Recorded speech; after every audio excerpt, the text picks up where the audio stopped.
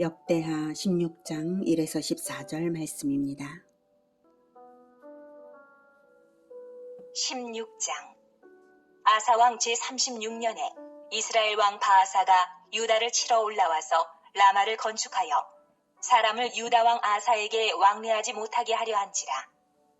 아사가 여호와의 전 곳간과 왕궁 곳간에 은금을 내어다가 다메섹에 사는 아람 왕 베나닷에게 보내며 이르되, 내 아버지와 당신의 아버지 사이에와 같이 나와 당신 사이에 약조하자. 내가 당신에게 은금을 보내노니 와서 이스라엘 왕 바아사와 세운 약조를 깨뜨려 그가 나를 떠나게 하라. 하매 베나닷이 아사 왕의 말을 듣고 그의 군대 지휘관들을 보내어 이스라엘 성읍들을 치되 이온과 단과 아벨마임과 납달리의 모든 국고성들을 쳤더니 바아사가 듣고 라마 건축하는 일을 포기하고 그 공사를 그친지라. 아사 왕이 온 유다 무리를 거느리고 바아사가 라마를 건축하던 돌과 제목을 운반하여다가 게바와 미스바를 건축하였더라. 사랑하는 형제 여러분, 12월 20일 화요일 저녁 목상에 오신 것을 환영합니다. 14장부터 본장까지 아사왕의 치세를 길게 역대기가 기록하고 있는데요. 아사왕이 두 차례의 종교개혁을 실시하며 여호와께 충성한 결과 세라의 침략을 물리치는 등 위협을 이룬 왕이기 때문입니다. 선지자 아사랴의 경고를 달갑게 듣고 순종하여서 2차 종교개혁을 일으킨 것은 참으로 잘한 일이었습니다. 그러나 아깝게도 통치 말년에는 신본주의적 자세를 버리고 인본주의로 변질되고 말아서 실패자가 되었습니다. 그 첫째 오류는 아람 왕과 동맹을 맺은 것입니다. 북이스라엘 왕 바아사의 군사적 위협에 직면하자 하나님께 먼저 의지한 것이 아니라 아람과의 동맹으로 해결하고자 한 것인데요. 아사는 그동안의 평안에 마음이 교만해져서 하나님의 능력보다 자신의 지혜를 의지하는 어리석음을 범한 것입니다. 더욱이 아람 왕 베나닷을 회유하기 위해서 하나님의 성전에 있던 보물을 뇌물로 주면서까지 이방인에게 동족을 쳐달라 한 것입니다. 아사는 아람의 힘으로 북이스라엘을 물리친 후에 오히려 아람의 침략에 훗날 그 후손이 시달리게 됩니다. 1절 아사왕 제36년에 이스라엘 왕 바아사가 유다를 치러 올라와서 라마를 건축하여 사람을 유다 왕 아사에게 왕래하지 못하게 하려 한지라. 네, 아사왕 제36년에는 15장에서 말씀드린 바와 같이 북이스라엘 왕 바아사가 살아 있을 때니까 이게 이제 26년에 오기로 봅니다. 36년이 아니라. 바아사가 라마를 건축하는 것은 라마가 예루살렘 북쪽 약 6km 지점에 위치해서 매우 가깝기 때문에 유다 정복의 전진기지로 삼고 북쪽 사람들이 예루살렘으로 이주하는 것을 방지하기 위해서였습니다. 아사왕의 2차 종교개혁이 성공적이어서 북이스라엘 사람들이 많이 남으로 귀순했었거든요. 하지만 아사가 북이스라엘을 두려워하지 말고 하나님께 의지하면 될 것은 과거 100만 대군을 몰고 온 애굽의 장군 세라의 침략에 대해서도 하나님께 의지하여서 대승을 거둔 일이 있으니까 그때처럼 하면 될 것이었습니다. 북이스라엘은 애굽에 비하면 훨씬 약하고 남유다의 아사왕에게 하나님의 언약적 정당성이 있는 것이니까 북이스라엘을 두려워할 필요는 없었습니다. 그런데 아사는 자기의 지혜를 의지하는 어리석음을 범했죠. 하나님이 자기 편인데 하나님을 버린 셈이죠. 인간의 지혜라는 것이 하나님의 방법과 다르면 어리석은 꼼수일 뿐입니다.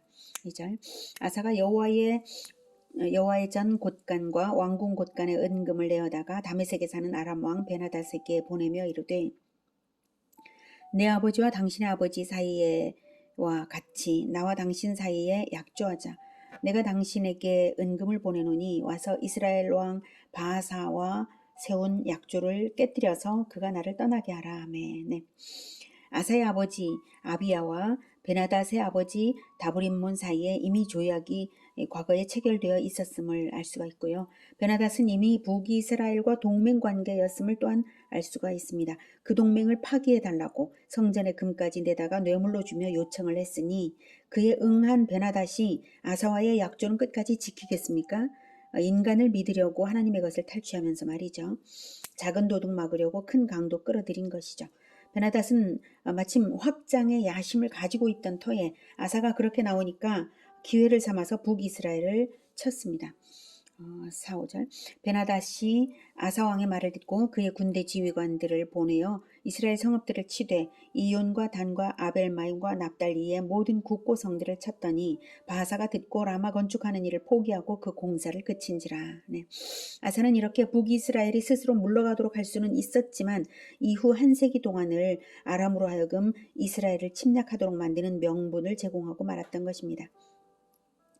아람은 그렇게 해서 북이스라엘 북부의 갈릴리 평원지대를 확보함으로써 지중해에 이르는 무역로를 개척했고 이스라엘 정복의 전진기지로 삼았습니다. 납달리는 곡창지대였던 까닭에 솔로몬이 국고성을 세웠던 곳인데요. 너무 중요한 북부 지역을 아람이 쳐들어오니까 바하사는 남쪽의 라마 공사를 중단하고 수도 방위를 위해서 철수할 수밖에 없었죠. 6절. 아사 왕이 온 유다 무리를 거느리고 바하사가 라마를 건축하던 돌과 제목을 운반하여다가 게바와 미스바를 건축하였더라. 아사는 이렇게 손쉽게 라마를 털어나고 게바와 미스바 요새를 건축할 수 있었지만 이런 인본주의적 오류를 행하고 있는 아사를 돌이키기 위해서 하나님께서는 선지자를 보내셨습니다. 7절. 그때에 선견자 하나니가 유다 왕 아사에게 나와서 그에게 이르되 왕이 아람 왕을 의지하고 왕의 하나님 여호와를 의지하지 아니하였으므로 아람 왕의 군대가 왕의 손에서 벗어났나이다. 구스 사람과 룹 사람의 군대가 크지 아니하며 말과 병거가 심히 많지 아니하더이까. 그러나 왕이 여호와를 의지하였으므로 여호와께서 왕의 손에 넘기셨나이다. 여호와의 눈은 온 땅을 두루 감찰하사 전심으로 자기에게 향하는 자들을 위하여 능력을 베푸시나니 이 일은 왕이 망령되이 행하였은즉 이후부터는 왕에게 전쟁이 있으리이다. 하매 네. 하나님의 뜻은 바하사와 함께 동맹되었던 베나닷도 아사의 손에 붙이시는 것이었는데 아사가 하나님을 버리고 베나닷에게 의지했으므로 하나님께서는 오히려 아람 군대를 남겨두시고 유다를 괴롭게 하시는 가시 역할로 아람을 사용하시게 되었다고 이후부터는 왕에게 전쟁이 있으리이다 라고 예고하는 것입니다. 이후 아사 왕의 아들 여호사밧 때에 아람과의 전쟁이 여러 번 있었습니다. 8절은 8절 구스 사람과 룹 사람의 군대가 크지 아니하며 말과 병거가 심히 많지 아니하더이까. 이것은 이제 과거 구스 사람 세라의 100만 대군을 물리치던 때 하나님이 어떻게 하셨는지를 상기시키는 말입니다. 여기서 룹 사람의 군대는 리비아 군대를 말하고요. 세라의 100만 대군 중에 연합된 군대입니다. 그리고 그때는 이제 왕이 여호와를 의지하였기 때문에 그때 여호와께서 왕의 손에 넘기셨던 그 체험을 하지 않았습니까? 이렇게 말하고 있는 것이죠. 9절. 여호와의 눈은 온 땅을 두루 감찰하사 전심으로 자기에게 향하는 자들을 위하여 능력을 베푸시나니 이 일은 이제 지금 현재 아람과의 동맹을 맺은 일은 왕이 망령되이 행하였은즉 이후부터는 왕에게 전쟁이 있으리이다. 네. 하나니가 이만큼 말했으면 과거 선지자 아사랴가 전하는 하나님의 경고에 겸손히 순종했던 것처럼 회개했으면 될 텐데요. 아사는 변질되어 있었습니다. 10절. 아사가 노하여 선견자를 옥에 가두었으니 이는 그의 말에 크게 노하였음이며 그때에 아사가 또 백성 중에서 몇 사람을 학대하였더라.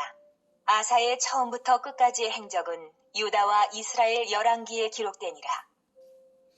네, 이렇게 경고와 책망을 주시는 것 자체가 하나님의 은혜인데요. 아사는 이미 불신앙의 늪에 빠져버렸는지 회개는커녕 정반대로 선지자를 투옥하고 백성을 학대한 이것이 두 번째 인본주의적 오류입니다. 결과가 좋은데도 왜 날 비판하냐 하고 분개한 것이죠. 그리고 선지자를 탄압하는 것을 반대하는 백성들을 학대함으로써 백성들의 불만을 억누른 것입니다. 아사가 얼마나 교만해져 있었는지 짐작되는 대목입니다. 하나님의 종을 투옥했으니 하나님을 대적한 셈이고요. 그렇게 회개의 기회를 놓친 아사는 그 영혼이 개선되지를 않았으니 육신에도 질병을 주셨는데요. 이것도 하나님께로 돌이키게 하시는 마지막 회개의 기회였겠죠. 12절. 아사가 왕이 된 지 39년에 그의 발이 병들어 매우 위독했으나 병이 있을 때에 그가 여호와께 구하지 아니하고 의원들에게 구하였더라. 아사가 왕이 있은 지 41년 후에 죽어 그의 조상들과 함께 노음에 다윗성에 자기를 위하여 파두었던 묘실에 무리가 장사하되 그의 시체를 법대로 만든 각양향 재료를 가득히 채운 상에 두고 또 그것을 위하여 많이 분향하였더라. 네, 하나님께서 위기를 주시는 것은 회개의 기회인데도 변질된 아사는 그것을 깨닫지 못하고요. 끝까지 2년 동안이나 하나님을 의지하지 않고 결국 죽음에 이르고 말았습니다. 몇 가지 잠언 말씀을 기억하여서 우리가 아사와 같은 오류를 밀어낼 수 있기를, 범하지 않기를 기원합니다. 잠언 16장 18절에 교만은 패망의 선봉이요 거만한 마음은 넘어짐의 앞잡이니라. 잠언 28장 26절에 자기의 마음을 믿는 자는 미련한 자요 지혜롭게 행하는 자는 구원을 얻을 자니라. 잠언 12장 15, 16절 미련한 자는 자기 행위를 바른 줄로 여기나 지혜로운 자는 권고를 듣느니라. 미련한 자는 당장 분노를 나타내거니와 슬기로운 자는 수욕을 참느니라. 잠언 26장 12절 네가 스스로 지혜롭게 여기는 자를 보느냐 그보다 미련한 자에게 오히려 희망이 있느니라. 네, 전부 아사왕과 같은 경우에 적용이 되죠. 우리가 이런 어리석음과 이런 교만을 우리가 결코 범하지 않을 수 있기를 간절히 원합니다. 기도하겠습니다. 하나님, 우리는 너무나 쉽게 자기 만족에 빠지고 싶어지고 교만하고 싶어지는 그 마음이 있습니다. 우리의 죄인됨을 불쌍히 여겨주시고 우리가 늘 우리 주 예수님과 비교하여서 말할 수 없이 부족한 것을 늘 깨닫고 오직 예수님에게만 시선을 두고 자신의 부족함을 느끼게 하여 주시옵소서. 우리가 지극히 겸손하여도 한평생 섬겨도 겸손함으로 섬겨도 우리 주 예수님의 은혜를 다 갚지 못하는데 그 어떤 공로가 있다고 해도 그것에 스스로 만족하지 않도록 그리하여 교만함으로 패망해 가지 않도록 주님 우리를 도와주시옵소서. 늘 하나님의 말씀을 가르치는 자 앞에서 겸손히 권고를 듣고 오직 하나님의 뜻만을 섬겨드리는 겸손한 자들 다 되게 도와주시옵소서. 예수님의 이름으로 기도드립니다. 아멘. 이어지는 시간은 개인 기도 시간입니다.